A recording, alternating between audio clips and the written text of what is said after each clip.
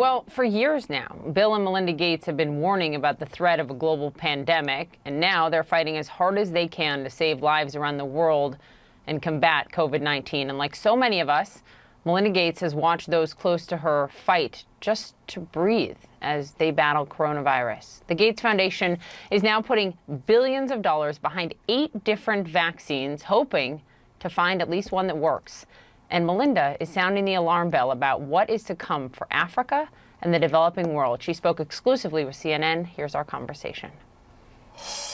Why do you think we were so ill prepared for coronavirus?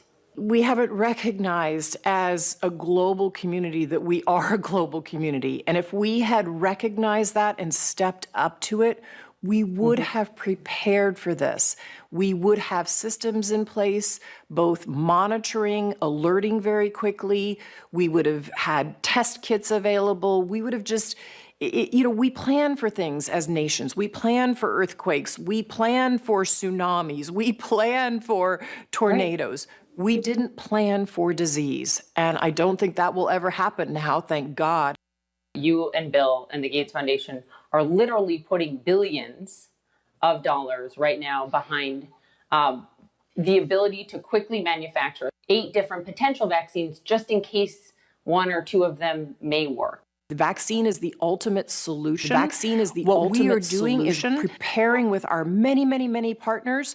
We're bringing compounds forward, and then we have about 8 different vaccines candidates that will go into trials. Those are the ones we're working on. Their partners working on others as well. There's a little glimmer of hope in just the last few days, and that is a human trial, human testing beginning for one of these vaccines, and the development of it partly backed by you guys from a company called Inovio. How promising is that?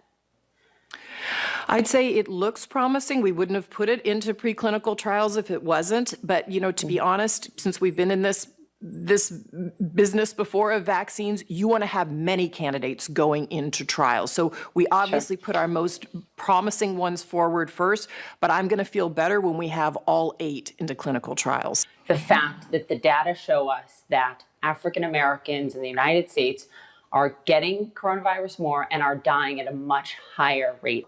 When you started to see these numbers come in, what did you think? It was heartbreaking when the numbers started to come in. We thought that might be the case, but what I see is that, COVID-19, if it affects everybody, but affects people differently. We need a national response, and it needs to be equitable. What was the moment like for you, Melinda, if there was one, when this hit you personally? When I saw what China had to do to isolate such an enormous part of their population, my first thought was Africa. How in the world are they going to deal with this? I've been in townships all over Africa and slums. When we talk about in our country physical distancing and then hand washing, if you live in a slum, you can't physical distance. You have to go out and get your meal. You don't have clean water to wash your hands.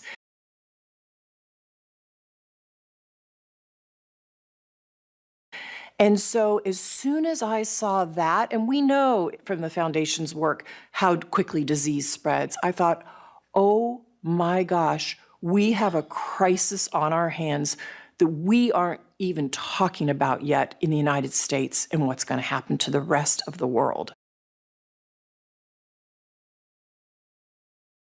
That's how much worse it's going to be in the developing world. It's going to be horrible in the developing world. And part of the reason you're seeing the case numbers still don't look very bad is because they don't have access to very many tests. So, look at Ecuador. Look at what's going on in Ecuador. They're putting bodies out on the street. You're going to see that in countries in Africa.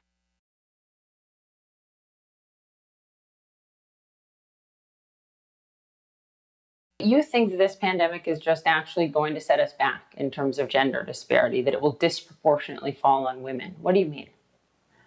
Here's what I know, is that 70% of the healthcare workers around the world are women.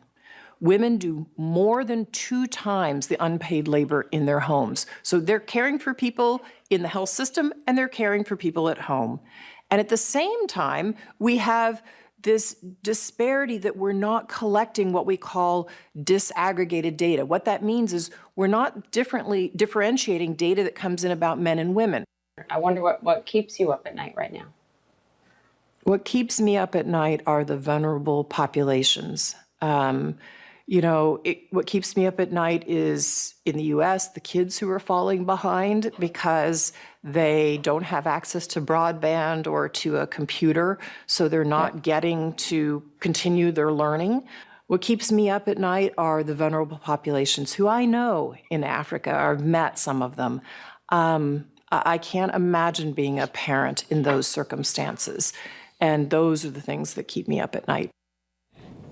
Jim, I was just so glad that she's, sounding the alarm bell about the developing world, about Africa, because if this is what it's wreaking in the United States, what is it going to be like there, full blown? So. For sure, and let's hope there's progress on vaccines too, and that they can help. Yes. I mean, that's such a priority here. Yep.